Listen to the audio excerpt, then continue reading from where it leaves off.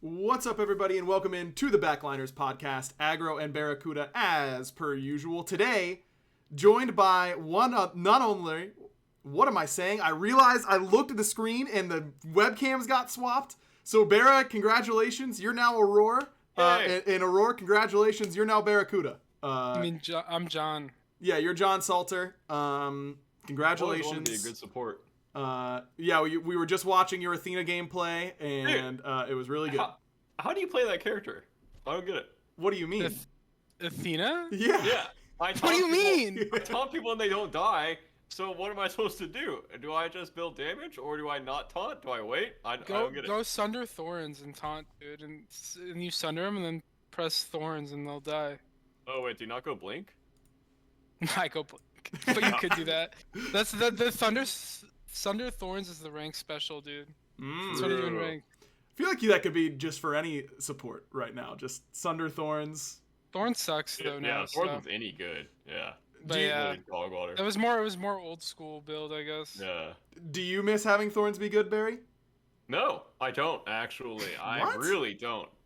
Nope, not at all. It's so weird. I completely forgot about it. Listen, I think it should be good again. And by that I mean it should only be good against hunters and not against mages. Oh. And how would you balance that? Just reflect based on auto attack damage and not ability damage. Oh. Okay, cool. Yeah, Okay. That sounds great. All right, great. Glad we'll put that in mid-season. We'll slip it in there right on time. No worries. We'll be able to get it in. Look, it wouldn't be a Backliners podcast if something about the video wasn't messed up, but that's why it's a podcast, and that's why it's good for listening more so than viewing. Aurora, so glad you came on. I can't believe, is this your first time on? I feel like I've trolled by not having you on until now. Yeah, I've never been on. I've seen the show. It's been great. So I was excited when you messaged me. It's cool. I'm sorry it took so long because... it's really embarrassing. Hey, you know what's funny? I was thinking about it. I don't think I've ever had a real conversation with BaRRaCCuDDa, like, ever. Really? No way. Yeah, you guys have been pros for so long together. I think I've said hi to you, and like you've said hi, and like you maybe said like a couple sentences to me, but I've never sat down and actually talked to you like ever. So that's pretty funny. What if we just cancel all the Smite talk and you guys just have a one-on-one, very deep personal conversation right here for everyone to listen to? Family history real quick? Anything you want to add? Favorite color? Mother's maiden name? You know what I just thought of? The one time we did, I had to think about this. We went to some restaurant it was during the charity event with like Lazis, MLC Stealth. It was Wolfie? Wolfie in Income. Yep. Then that's the only time I didn't really talk to you that much, but we kind of talked. Was it a steak and shake? Yeah, I think so. I was there. Because you and I had a long talk at that steak and shake, Aurora. I remember. I don't remember Barry being there. I don't know. Okay, maybe it's a different. Maybe it wasn't steak and shake then. I remember we sat down at like a nice-ish restaurant. Yeah, you're right. I don't. The Firebirds Classic. It was not Firebirds. Probably. It was probably some like classic Alpharetta restaurant. Yep, dude. Firebirds always gets the business from the Smite pros. That's for sure. Firebirds is like fine. I didn't know it was a chain. The first time I came down, I was like, wow, this like place was pretty good. It's a chain? Yeah, I think it's a chain. What? I'm googling right now. Firebirds Steakhouse. I believe it. Oh, it is. There you go. So if you have a Firebird Steakhouse in your area, yeah, exactly, yeah, everything's a chain. You too can experience what it's like to come to land as a Smite pro. Just go to Firebirds, and you're kind of doing it.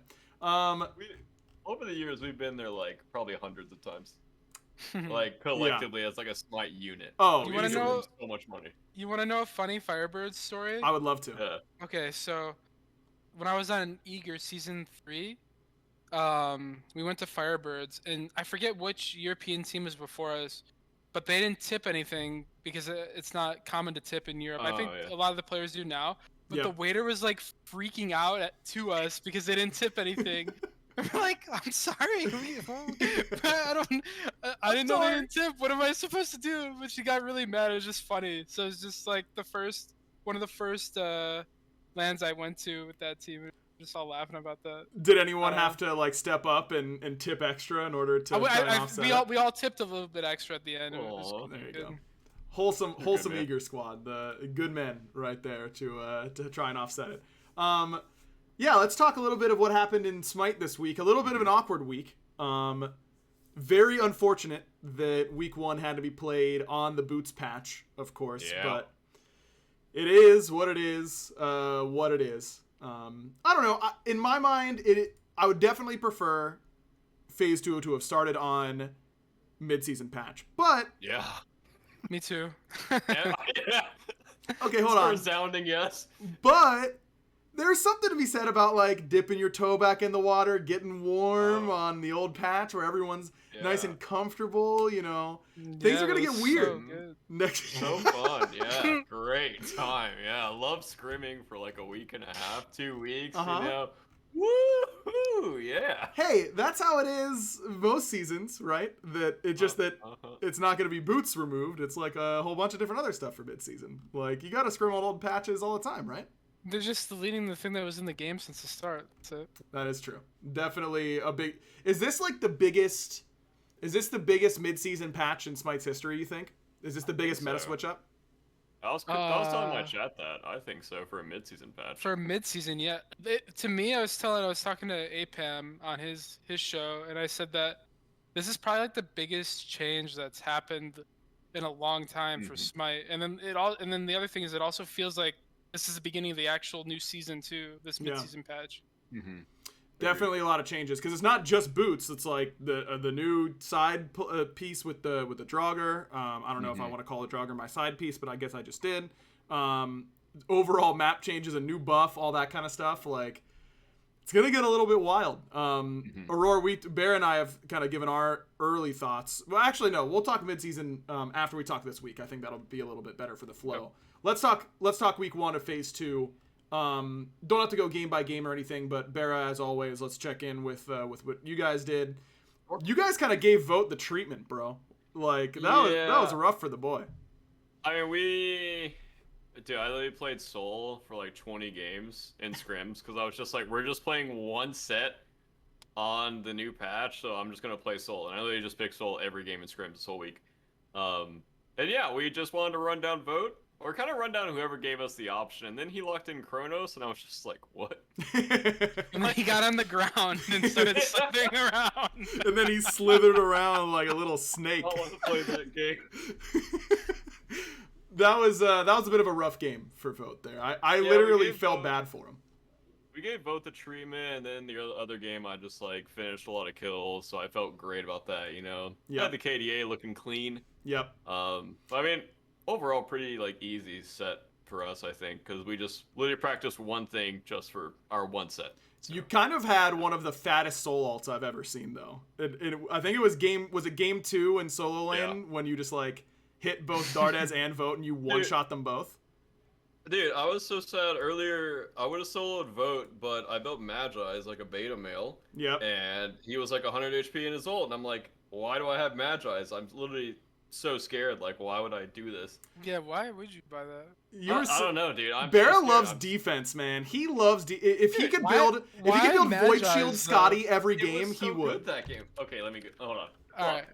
Let me. Let's check. You guys talk about something else. Yeah, no. I'm not moving on from this Magi's, bro. That's exactly where I'm staying. Was it the Humbots Fenrir game you're talking about? Humbots Fenrir, Morgan, Kronos. Yeah, it was good that game, but it's Magi's. To get it 4th is just scared, right? Like, why should I get it 4th? Like, if I just you were huge that game. You were huge that game. Yeah, too. Exactly. And by going a defense item, I just show how scared I am. Well, yeah, but I played it off for you on cast. I was like, oh, BaRRA, gonna leverage how ahead he is. He's not gonna feel like he's falling off that much by building wanted to give him a chance. Yeah, well, I'm always trying to build in the excuse, but I was thinking the whole time, like, little scared little kid over here, like, what is this guy doing? Thinking. Right when Vote lived, I was like, why do I have Magi's? I'm literally so stupid. Like, why do I? Yeah. I could also see the tilt. What was it? That game that someone landed at 1 HP from something. It might have been it was game 1. I landed from a Heimdall ult, and I missed my Soul 2. Yeah. And it was like, I thought it was gonna go right, and then I shot my Soul 2 right, and I just missed, and then you just went left.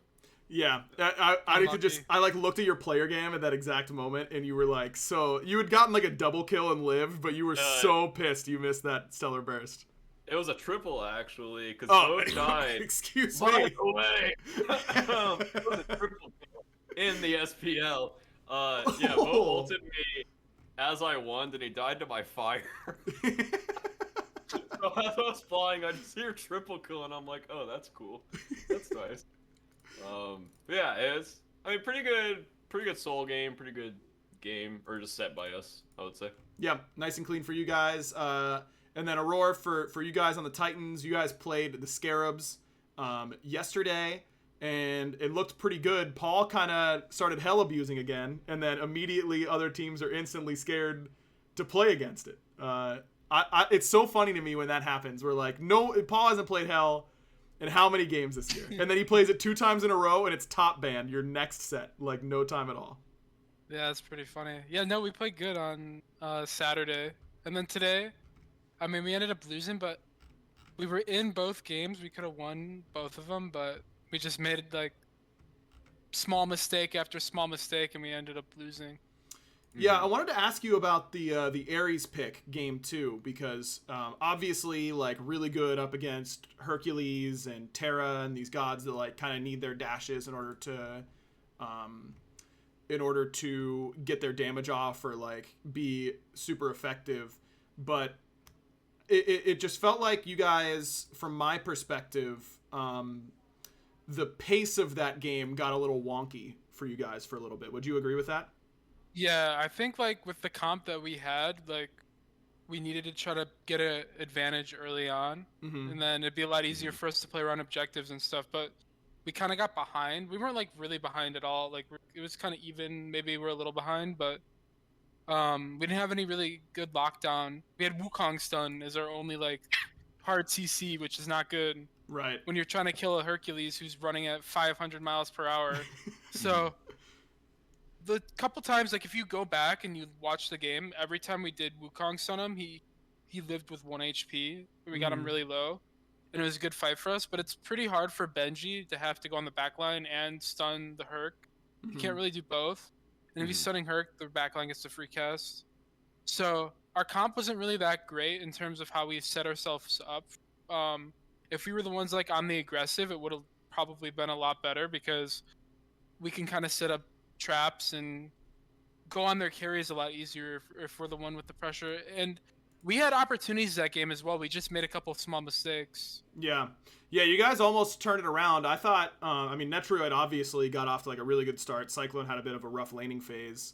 Netroid was like 2-0 up 2 levels. And then did you pull him at gold? Because he had everything up. I didn't see it happen, but Gore said that he thinks that Netroid got pulled when you guys killed him at that gold fight. No, he did. He got pulled, but what happened was I think we got his beads and Aegis and his ult. I knew everything was down, and I pulled him at the tier 2 tower. Yeah. We were chasing them. Yeah. Okay.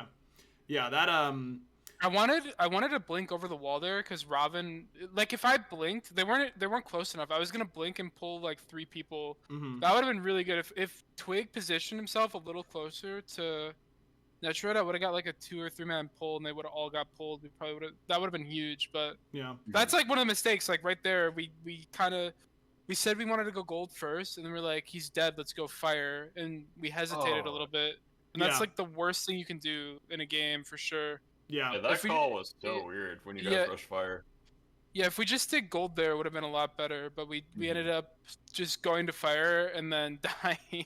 and then we lost, basically. We didn't lose. We actually still could have won the game after that. There was other mistakes. But I feel like if we just did gold there, reset, come out onto the map, we'd be in that position I was talking about, like having the Ares comp where you're the one set up with sentry wards. Because like the biggest thing is we struggle getting vision, because we were kind of locked at sitting around fire, so we couldn't really back. So we had no sentry wards, so we couldn't really do anything in terms of like walking up, and we didn't really know where they were at, so it was hard for our carries to position there as well. Like they didn't know if they could walk up and hit people as well, because we literally had no vision. We're kind of just trapped at fire. So right. And when there's a Giannis on the other team, like having deep vision, pretty important for your carries to be able to step up and like not be at threat of getting one shot by a Giannis ult. Yeah, no, for sure. Like if we do that Gold Fury, and like in a perfect world we do that Gold Fury, we get its Oni Fury, one of them has to go clear the wave and left, or if they don't, we get some tower gold. Like we either get a tier 1, maybe the tier 2.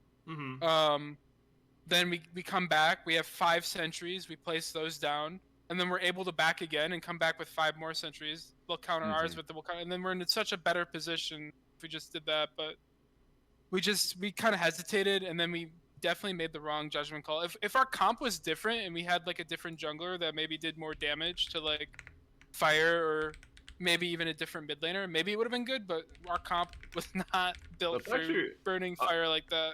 I was watching your game. That's actually what I said. I was like, that would make sense if they had like a Mercury and like a Girdle Fafnir call. Yeah. But like with your comp, I was like, wait, are they actually trying to burst this fire right now? Yeah, no, it was awful. But like, that was bad. But that was like one of the mistakes though. Like that was probably the biggest mistake we made today, I feel like. But there was a bunch of other small mistakes that were also not good. That kind of cost us the game. And then game 1, like.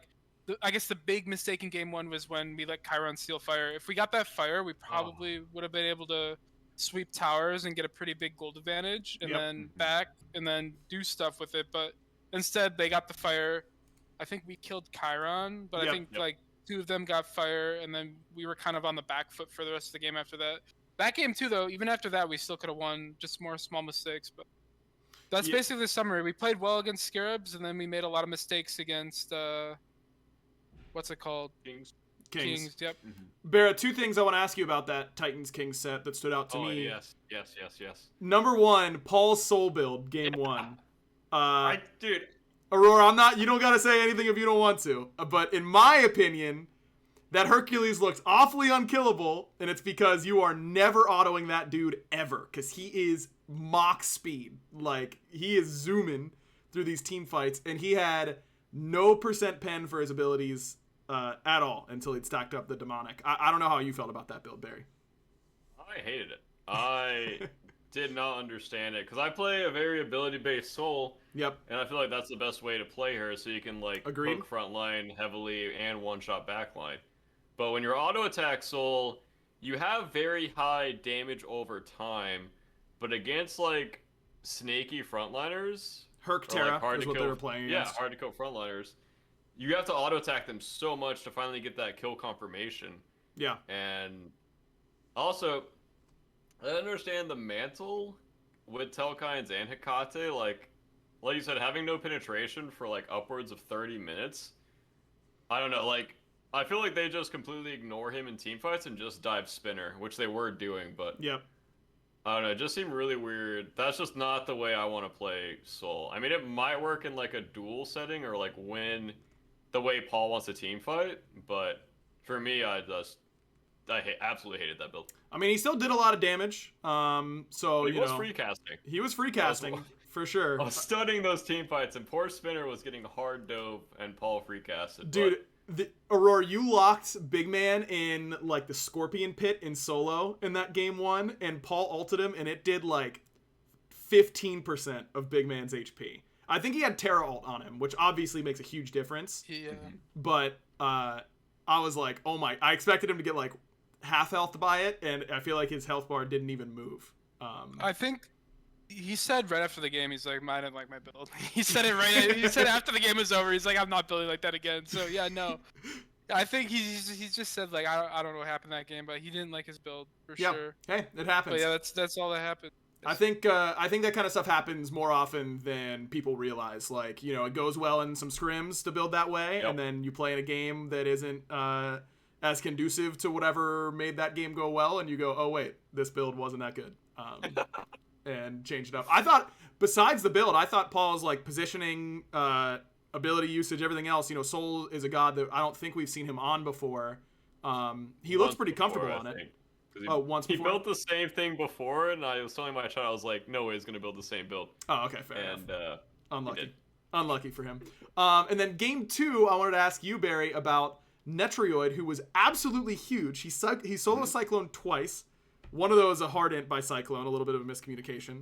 And then they don't really, like, the Kings didn't play around Gold or Netrioid, like, at all. I feel like they really let Cyclone get back into that game for no reason. I know that their comp scaled better, but, like, is that do you agree with that assessment, number 1? And number 2, is that on Netrioid not being vocal enough in the comms, like, hey, can we do gold? Can we play around me? Like, I'll just win us this game for free from this position, because I feel like he probably could have. Didn't they dive him one other time though too? That game? Cyclone, yeah, they dove him a third time. Yeah, but by that point he had caught up a little bit. True. All right, go ahead. Sorry. You got like, I don't know, like Cyclone's first death was so weird, and then Netroid just played the second one really good. I assume Spinner didn't have a dash when he walked around the purple wall because he just didn't react to it. Yeah. But Netroid hit everything, and Medusa won, kind of a good ability. Yep. In that situation. I do think it was a little weird that in a hard pressure. I'm watching it right now, and he had 2-level lead. I remember this like when I was watching it on my stream, but I was a little confused as to twitch.tv/2Bs or 2Rs, 2Cs, 2Ds, of course, for BaRRa's stream. The one under me, not BaRRa. Yeah, what? yeah, exactly. Wait, did I TC? No, you're fine. Oh, my sound cut out.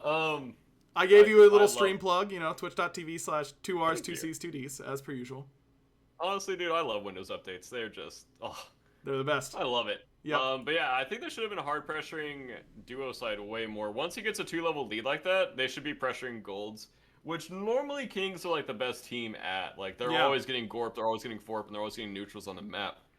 And I feel like they could have been setting up for gold way sooner than they did. But I think Titans had a really good job of getting map pressure. Also, Benji was doing a really good job of proxying and threatening literally all of Variety's blue buff somehow. Yeah, like he was all over him, 1v2. dude. He was all over him. So maybe that was taking the pressure off of duo for Kings and like translating it over to solo side if I feel like their backs and blue buffs are always like in contention. Yeah. Yeah, it was a little weird because I saw the second death. I was like, okay, this game's just over for Spinner, and then he somehow got back up. Yeah, or got back in. Genetics in the chat said Aror had sovereignty and he had a low stacked Thebes, so it's risky to force. Makes sense. Yeah, and that makes some sense. Sovereignty, obviously, a huge power spike, even more so for Ares because he gets the power from it. But and I guess by the point that Genetics had his Thebes stacked up, he wasn't. Netroid wasn't as far ahead. Cyclone says that his more like my pressure made them not do it. I mean, I wasn't going to say it, Cyclone, but that clearly was going across their mind for sure. I completely agree, Spinner. I completely agree. And the other thing too, from behind. Go ahead, Aror. Is like if you're against the Ares and you make a mistake, it's really bad. Yep. As well. Yeah, definitely a thinner margin for error against that god because once he starts to snowball on you, you lose pretty much. Well, just as all if you waste your beads or you're just gonna die. Right. Yeah. All right, I want to talk a little bit. Aurora, I don't know if you got a chance to watch it or BaRRa, but there's a Jade Dragon Solar Scarab set. That was awesome. Really, really fun set to watch. I was trying to balance watching the Euro Finals, RIP England, with watching this set. But what happened, do you think, in that set for either whoever? I guess Aurora, if you got a chance to watch it, what were some of your takeaways from that set? So I watched the first two games. I went to go get food during the third game, but the first game it was kind of like it looked like they were trying something. I actually feel like Solo is doing pretty well in his lane, his Chiron, because he played Chiron solo lane. Yeah. He got like a small advantage. I know it seems troll, but I mean, I think for a team like them to try something like that, why not? Like, yeah. No, everybody's gonna say they're not gonna win against the Dragons or whatever, and they ended up winning today. Like they've done it before. I guess people shouldn't say that, but yeah, he wanted to try it. It didn't work out. And then game two, well, it wasn't even they kind of just lost like mid and duo side completely, and Layers didn't really get off to a good start. I feel like in that game. Yep. And then game two, I mean, it was just Layers and Solo just running the map basically. Yeah. They got off to a really good start, and Solo kind of got to walk around and do whatever he wanted to. Layers had some really good pulls. Mike didn't go beads, which I think is good to do sometimes, especially if you're trying to play aggressive. But their team was behind, so as soon as you don't go beads when you get behind as like a Fenrir and they have an Awilix, if you try to go anywhere, you're not going to really be able to do much. There was that play where he tried to jump in and steal the Scorpion in solo lane, and he just gets a Awilix ulted and dies.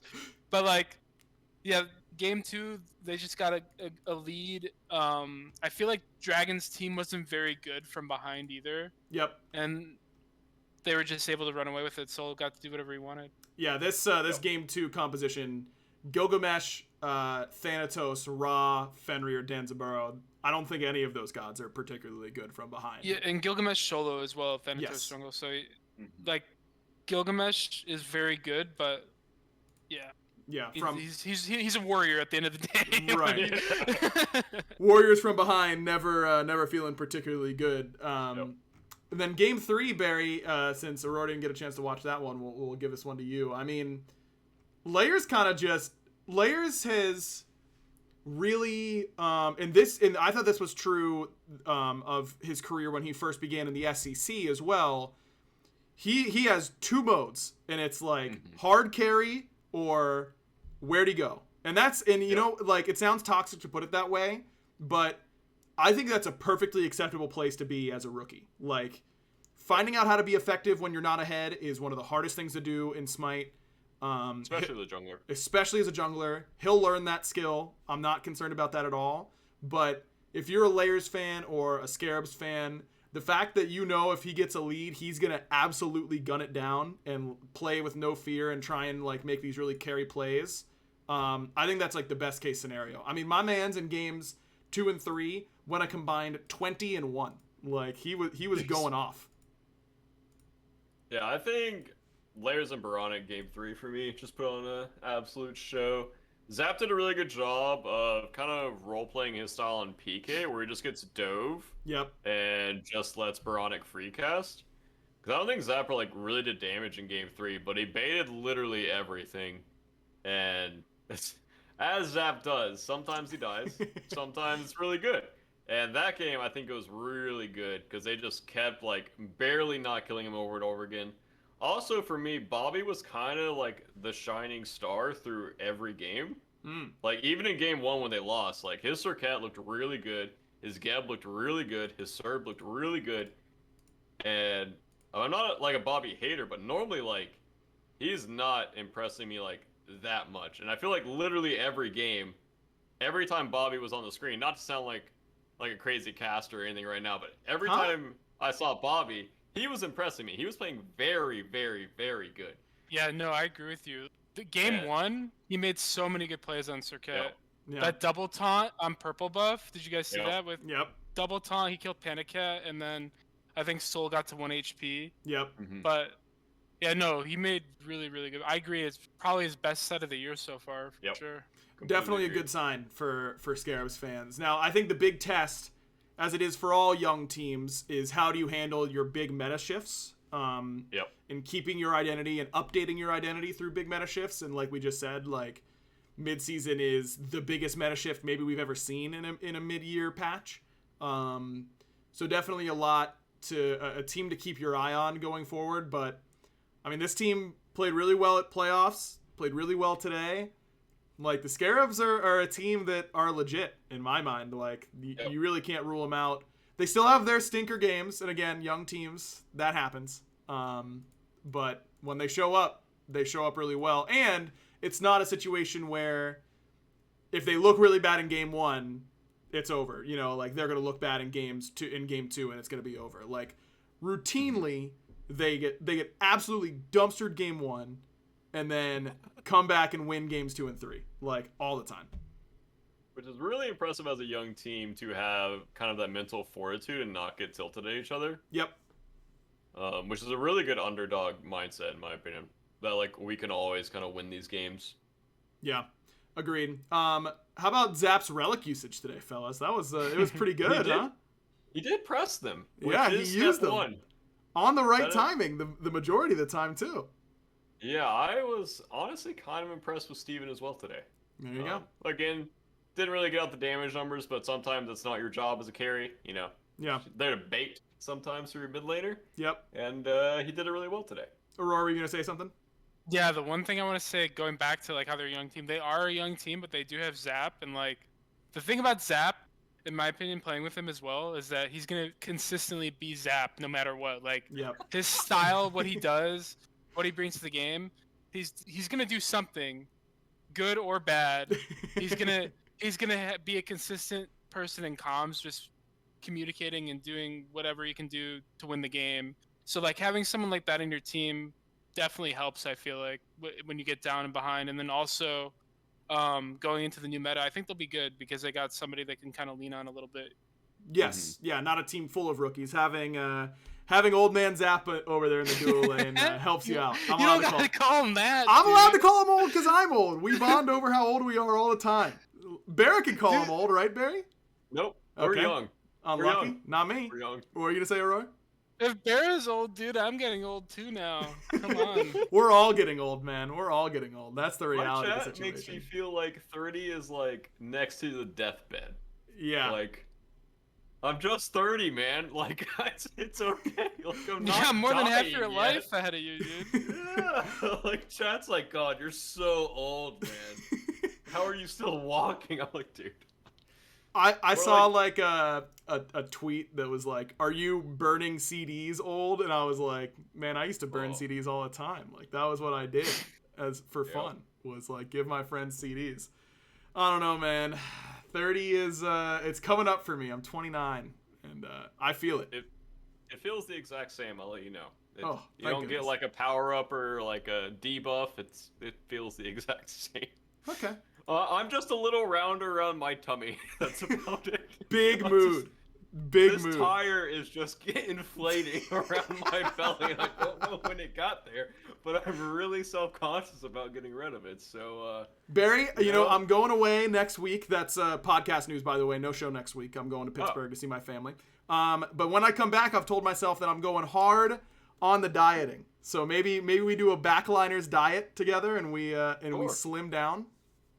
I'm down. Well, you know, I'm eating vegan now, so really, it's relatively easy for me to eat healthy. You know, okay. I'm well, I'm not doing that, so quit asking. That's fine. You know, we'll just eat healthy together. I've been eating vegan, vegetarian for like the past year and a half now. Really? Nice. Actually, yeah. What how is it? Like, I feel like so many people I know are starting to do it. I think it's awesome. I don't know if I could do it though. I mean, the main reason I did it, I have like my stomach, like weird stomach issues, and I was taking things out of my diet, and I took meat out of my diet, and it completely fixed and changed the way my stomach was. So I said, screw that stuff. I don't need it. If it makes me feel better, I don't need it. Yeah, absolutely. I'm sure awesome. That makes it a lot easier, though. Still not easy, I'm sure. Barry, how's it been going for you? Way easier than I thought it would be, because everyone's always like, how are you not gonna eat meat and cheese? But like, once you start feeling like really elevated, like mood wise, dude, I can skip meat and cheese all I want, man. Like, my mood is just elevated. Like, I don't think I've had a depression day since I've started eating vegan, and that's really big for me. Like, some days I would just wake up and be like, I'm really not feeling it today. Sometimes I just want to lay in bed all day, and I haven't felt that way in about 3 months. So, hey, that's big. Love to hear that. Big improvement for me. I've gotten more energy too throughout my day. Very happy with kind of just the overall mood levels. Like, there was one morning I woke up, went for a walk, worked out, and I was like, I'm just gonna wash the cars. You know? Let's just do this. Look, I had Look so at much you, energy. Mr. Overachiever. Yeah, like, this is nice, man. Like, I'm getting stuff done. That's awesome. Yeah. Destiny also says in chat that her cooking is just that good with the sunglasses emoji. Dude, we had jackfruit barbecue yesterday. Delicious. I've had jackfruit barbecue. Pretty Hair's wife made it for a Super Bowl party, and it was very good. Dude. You're cheating though. You got someone to cook you food. I gotta do my own stuff. I'm jealous. You mean Cyclone's not cooking it up for you? Not cooking it up for you, Aror? No, Cyclone actually cooks a decent amount. He likes to make steaks and stuff. Like, you'd be surprised, honestly. No, I believe it.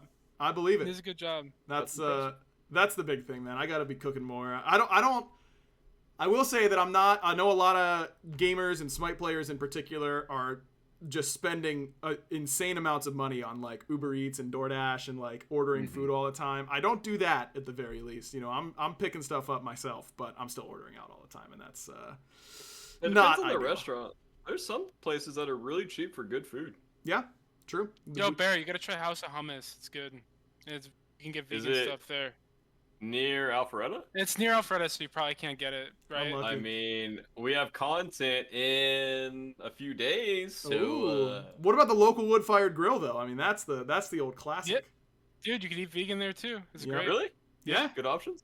Yeah. You get falafel or mushrooms for your protein. Oh. They give you rice. They give you whatever side you want. You can get corn, Brussels sprout, Honestly, whatever. dude, It's great. you can never go wrong with like rice and just veggies on top of it. Yep. And put a sauce on that. Oh, I'm already hungry. Yeah, that's local wood-fired grill. We need to get a sponsor from them, dude. That's the Dude, that would be the dream. Absolutely. That'd be Speaking of awesome. sponsors, by the way, have you guys heard Oh my god. that here at the Backliners podcast, we're sponsored by Manscaped? You can head on over to manscaped.com and use code BLINE, that's BLINE, for 20% off your order and free shipping. It's the best way that you can support the podcast. So please, again, head on over to manscaped.com and use code BLINE in order to help us out. Hey, that's better than my last transition, Barry. Or two Dude, transitions. you guys gotta hook me up. Look at this, man. Aurora, True. I'm telling you, Dude, man, the lawnmower hook me up, 4.0, baby. that will hook you up for sure. We'll be talking to you about it. Don't worry, man. That is the best. Yeah, Mifflin owes everyone in Smite game chat $5. True. So you can use your Miff bucks in order to do that. Actually, funnily enough, it was Gormizer's idea. He's an absolute genius. Here's some behind the scenes. We came off that little bit on the desk. It was during your set, Aurora, so I don't know if you know this, but right before game 2, right as they were going in the game, Mifflin said, "I guarantee the Titans are going to win this game, and I'll give $5 to everyone in chat if they lose." Oh no, dude. We let him down. So you kind of let him down a little bit. He owed chat $45,000 in total, based on the viewer count. And Gorm, we did a little bit. It was very funny. You should definitely watch the VOD. Very good bit. But then, thanks to the friends at Insight Apparel who do the SPL merch, starting tomorrow, and by the time you listen to this podcast, starting right now, you can go use code Mifflin Insight to get $5 off your order. So there's buy your Titans merch and your Bolts merch or whatever team is your favorite. All the proceeds go to the players, but you get $5 off thanks to Mifflin's incorrect bet, and thanks to you in some ways, Aurora. Mifflin getting bailed out. That's good. Yeah, trust me, bro. He needed the help. He was not going to be able to pay that up. That is the reality of the situation. All right, let's talk a little bit about midseason before we head out. Bear and I have already talked about it a decent amount, but Aurora, I kind of wanted to get your thoughts on the direction of midseason in general. If you're excited to play without boots, let's start there, and then I've got another question. Okay, yeah. So I've only played 3 games on PTS, so I haven't played a lot of games. So this is coming from someone who hasn't played a lot of games, just mainly thinking about it. Mhm. But it looks really interesting. A lot of people are saying the games are going to end a lot faster, which maybe, who knows? They probably will end faster, but who knows? Maybe it'll go in the other direction and it'll be longer because everybody's getting their items on faster and the fights will be more even or whatnot. But in terms of that, I have no idea. But in terms of like the dual lane, it's definitely gonna be different. It's definitely gonna be fresh. Like, are you excited about playing on it, Bear? Or are you just like whatever? Very, very excited. Every time I played on it, I felt like I was doing way more damage than I'm currently doing, and I feel like you can go like an attack speed build so easily, and I feel like it might actually push stacking out of the meta in duo. And that will be a fresh feel because we've been stacking for years. So maybe we go Ichval first, Yeah, I was gonna say what, Ichval then Aussie or something like that. I was going Ichval at Atlantis and then Aussie with like Death Toll, and it felt so good. Interesting. How do you think supports were affected, Aurora? Do you think it's good for you guys to lose boots? I imagine that losing tank boots hurts you pretty badly.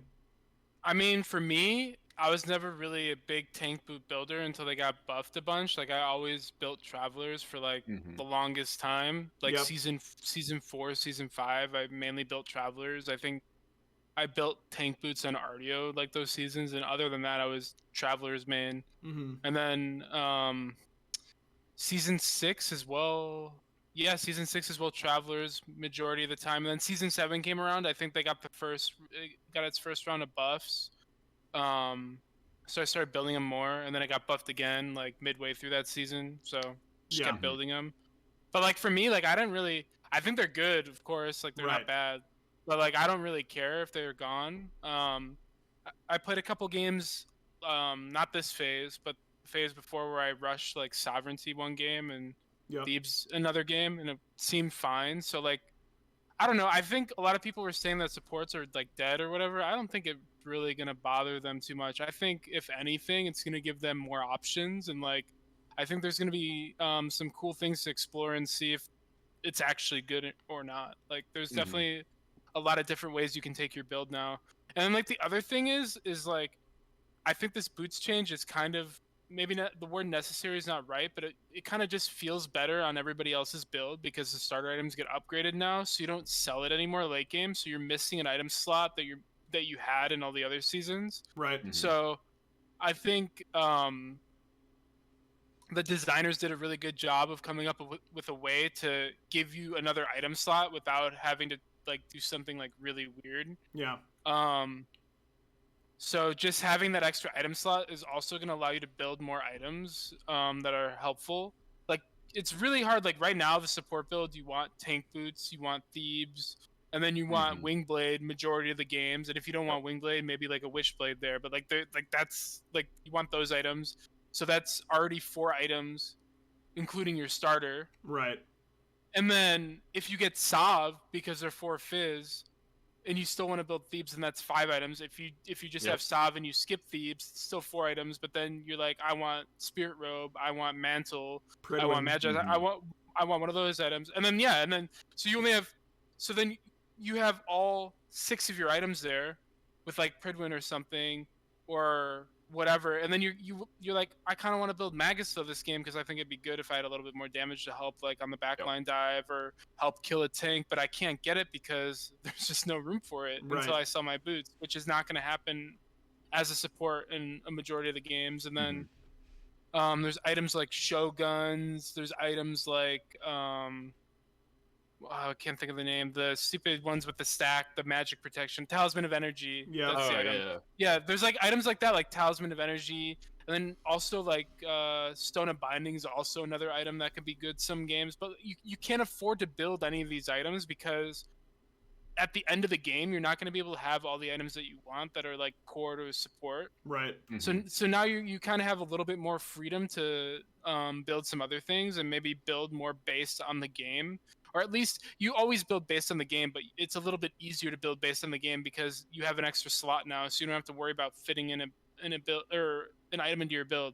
Like if you're against any slow god in mid, like any mage, and like if you're against any slow in general, Wingblade's very strong right now. You want that item, and it takes up an item slot, and you run out of item slots so fast as a support. It feels like you don't really get to have any creativity in your build. So I think it'll definitely open up the builds for supports. You'll be able to build kind of the way you want to more, but yeah, I don't think they're gonna be bad. Who knows how strong they'll be? Maybe they'll be stronger, and everybody's gonna be like, "Support's OP again" or whatever. But I hope not. That's me. Dude. I'm so tired. So tired of supports being OP, man. You run at me the entire game. Congratulations. Great job. That's exactly what you kill me. BaRRa, that's exactly what Aror wants to be hearing. You're just playing right into his hands. This is he couldn't be happier hearing that. This guy is literally got started that meta. Like, come on, bro. Aurora told me, harassing us for years. This is a little callback to earlier in the episode. Aurora told me at that Steak and Shake during that Spring Fling LAN that his favorite way to have his gameplay described is that he hopes that everyone thinks he is the most annoying player to play against in the whole league. That's his whole goal. Yep. Is that he wants to be annoying to the enemy team, and so it just sounds like he's doing his job. Done a great job over the last 5 years.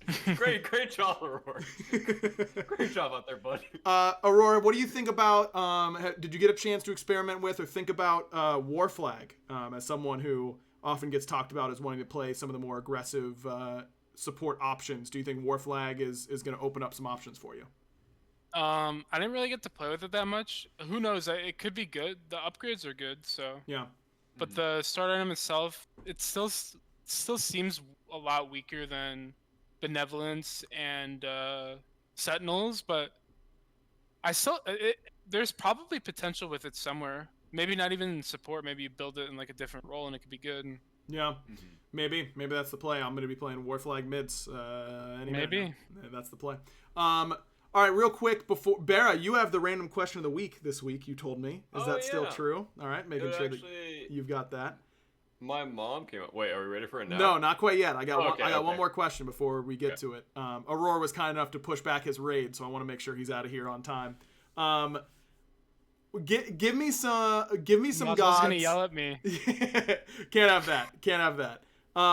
Give me some gods or items or something that you guys are excited to try as mid-season drops. The things that you're excited to let loose. BaRRa, I'll go to you first. What are some of the first things you're going to be playing?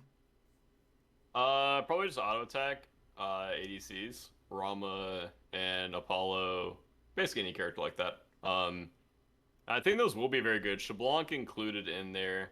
I think a lot of the ability-based hunters will be pushed out, and I think the gods that are good with the auto attack speed earlier, I think will be pushed in. Trev in the chat asks AMC, maybe? Potentially. It depends on how rough his early game is. Also depends on what supports end up being meta. I'm kind of surprised that if Bluestone Upgrade is the meta, like Bluestone Upgrade Trans is the meta, and AMC still isn't getting played, I have a hard time believing he's going to get played at the beginning of mid-season. I think he just dies to everything.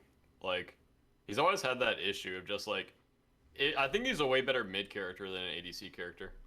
Yeah, I could buy that. I think he's probably good in mid. I haven't played it at all, but theoretically, it sounds like something that I would be down to try. Ven's an AMC main. Ven is an AMC main. He loves it. He absolutely loves it. Bring it out, baby. Aror, how about for you? What are some of the first things you're excited to try? I was thinking about it when BaRRa was talking. I don't know. I mean, I just want to try like all the Guardians out. I think all the Guardians are gonna. I feel like just the entire Guardian tab, besides like Jormungandr, because you don't really play him support. There's gonna be a lot of, and I guess Cthulhu too, but you can kind of make an argument. But just anything in the Guardian tab with just whatever. I feel like there's so many different things you can like rush. Like you can rush Sav, you could rush Thieves, you could go like damage item, you can go Wingblade. What's it called? Relic Dagger. Just all the Guardians in general. Like, I'm just excited to play the Guardians. Like, they just look a lot of fun without having to like go boots. Cause like even like cause there's like different types of Guardians as well. Like you have the Guardians like Ganesh who can kind of go on frontline and like peel and you kind of mess with his build. And then you have healer gods too, like Sylvanas with like you could rush a Lotus Crown or something. So like I don't know, just all the Guardians look really fun to try out. Yeah, BaRRa, were you gonna say something there? I was gonna ask if you thought mage support's got any better. Yeah, I heard a lot of people talking about that. Yeah, why not? Like, you can get items earlier on now. You don't have to really build tank boots on them. You just get movement speed passively. So yeah, I think they could work for sure. I feel like in the past they're not terrible, but if you're playing, theoretically ESET support, that's the first mage or Nox support, those are the ones that come to mind. What would you be if, tank boots not being there, what do you think you'd be rushing to start out with at least? Depends like on their comp. Like ESET, you could go Sav, like if like heavy physical comp or something would be really good. Do you think binding first could be good? Yeah, I was gonna say maybe binding. No, I was also gonna say binding, but imagine. I don't think Sav Nox is probably okay too, but binding's probably better on that. But imagine ESET walking in a lane with like Sav 1, and then back you literally steel mail walking in like against like a Fenrir Hunter lane. Like what the heck are they supposed to do to you? I really hope Sav online. I really hope that character's not meta. She's so annoying. She probably won't be, but who knows? Yeah. Maybe. Listen, man, if Sino hasn't been able to convince junglers to play her yet, then I don't know what will, because my man's was dominating on that pick for sure. For me in mid, I'm excited about. I think Baba Yaga gets a really big buff because now she gets another stacking slot. Basically, you can go Warlocks probably to start on that character now. At the very least, you can go Book guaranteed. Anytime Book is good, Kukulkan is pretty good. Though I'm not particularly excited to play Cuckoo, but I'm not upset about playing Cuckoo. He's like one of those characters that. Wait, can I interrupt you really quick? Of course, please do. For the Baba Yaga thing, does anyone know if War Flag works with her house for stacks? It shouldn't because it's not permanent. Right, it's not a permanent stack, and I think that it doesn't interact with non-permanent stack items. Okay, I believe is design intent. I was just curious. I was thinking about that. That'd be pretty funny. Baba Yaga walking around with War Flag. That'd be OP. That would be OP. Imagine you're in the jungle late game with the Baba Yaga War Flag upgrade, and your house just starts healing your team because you keep getting the War Flag stats that give you heals. You just go Talisman War Flag Baba and just run around the map. That's gotta be good. You're just a mobile medic at that point, bro. That's it. Oh, speaking of being a mobile medic, before we ask the random question, I wanted to ask you, Aror, about the new relics for meditation and bracers, whose name I don't know. Any shot that you think those can compete for support relic slots? Yeah, no, Bracer is a Radiance or something? Yeah, Bracer of Radiance, I think it is. Yeah, no, yeah, I think I forgot about that too. A good thing you brought them up. I think they're gonna be really good. Or I don't know about Med, but Bracer of Radiance definitely seems like it'll be good for sure. Yeah, just have the ability to have 3 wards out, definitely should be good. Should be really fun. I'm excited to see. And also, like I was talking about earlier too, where we got locked at Fire Giant, where I couldn't back. Imagine if I had Bracer of Radiance there. I could throw some sentries down and then not have to worry about backing. Yep. Oh.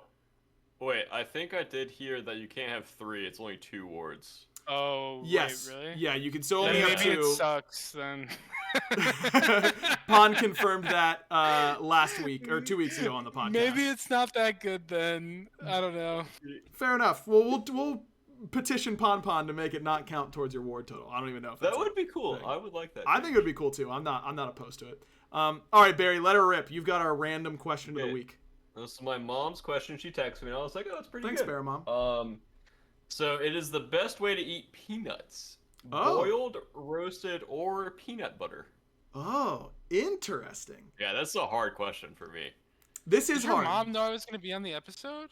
Yeah, she watches my mom and my dad, I think, watch every episode. Dude, that was a perfect question for me. Oh my god. That is, you're a big peanut guy, huh? Yeah. So what's your, do you need a minute to decide?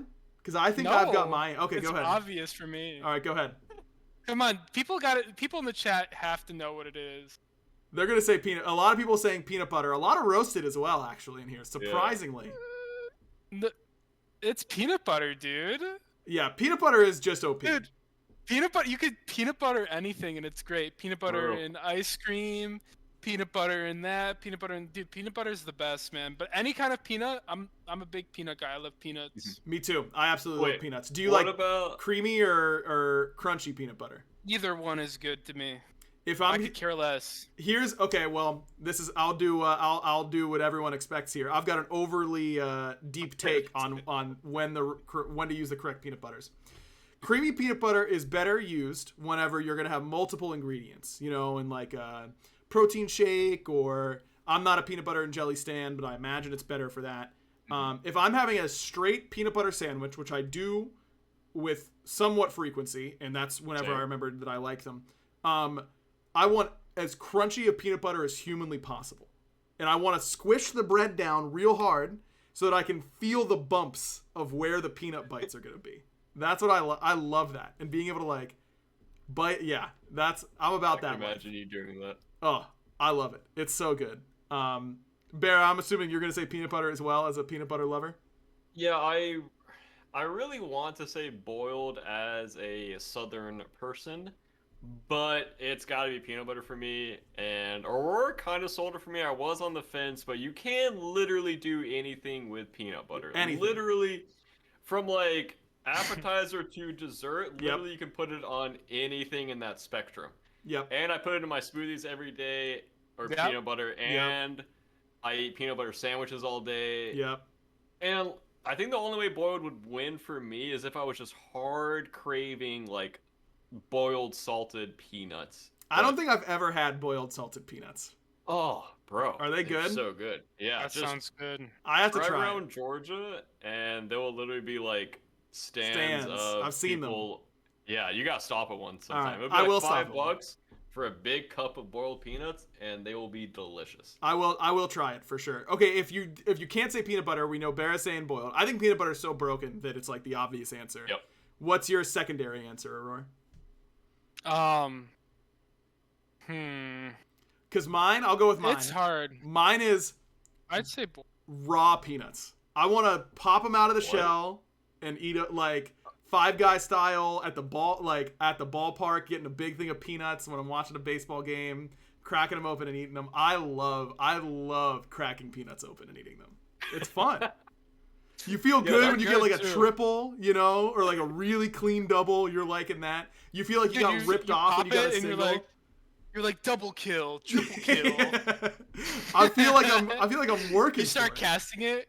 Yeah. Quadra kill. Oh, what a pull here from Aggro. He got 3 clean ones right off the bat. That's a strong start for this peanut bag. Like, I'm feeling good. One shot after one shot, dude.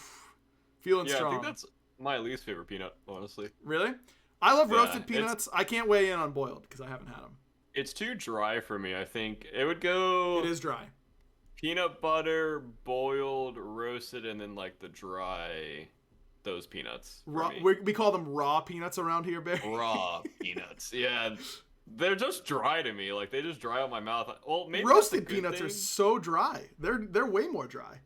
It feels less dry to me for some reason. I just remember, like, eating the ones at Five Guys. I'm just like, this is just like eating like saltine crackers almost. Yeah. It's just drying me out, man. And I love it. I love eating saltines. Were you eating the whole shell too? No, I don't eat the shell. Some people do. Some people do eat the shell. I don't. I also don't eat the shell for sunflower seeds. Some people eat the shell for sunflower seeds. I do not. They it's like splinters, and doesn't good. Sunflower butter, not bad. I ordered a bunch of sunflower seeds, made sunflower butter. It's pretty good. Okay, fair enough. Was it on the podcast that I was arguing about what nuts are the best? Like, someone was trying to tell me that cashews were better than peanuts. I don't think that was on the podcast. Surely we wouldn't have anyone with that opinion on. You don't have that opinion on for you, Aror, or BaRRa, right? Everyone knows that peanuts are better than cashews. For me, like, if any nuts, I love them, honestly. Yeah, but I mean, I'm gonna love my nuts, dude, just like that commercial. Hey, you gotta love your nuts, and if you love your nuts, you should go to manscaped.com and use code BEELINE for 20% off. Great setup, Aror. You know I'm slamming home that alley-oop. Thanks so much for watching, everybody. As always, we appreciate all your patronage. Make sure you guys are checking out all the other shows on the Prediction Network. They've got a bunch of different shows across a bunch of different esports. Give us a nice little rating on Spotify or Apple Music or wherever you are, or Apple Podcasts, I guess. And wherever you're listening to your podcast, give us a nice little rating there. And buy our merch. We've got some merch. And go to manscaped.com and use code BEELINE for 20% off and free shipping. Appreciate you guys, as always. Again, no show next week. I will be in Pittsburgh, so no mid-season show, unfortunately, for the debut week. Thanks, Aggro. Barry, you want to take the initiative? You want to stream it yourself? You want to set it up? I'm busy. Oh yeah, yeah, exactly. So it's totally my fault, Chad. Busy. Totally my fault. I'll do it from my phone. Dude, in you're Pittsburgh, not here to man. play the pre-release with me, man. I know. I'm sad about missing the Magic pre-release as well for Adventures in the Forgotten Realms, but we'll get all of it whenever we get back. We'll play some Magic. We'll talk about mid-season. We'll have a whole lot of fun. Until next time, we will catch you in 2 weeks. Barry? Someone please give me a bread sponsor. Bye! Begging for a bread sponsor?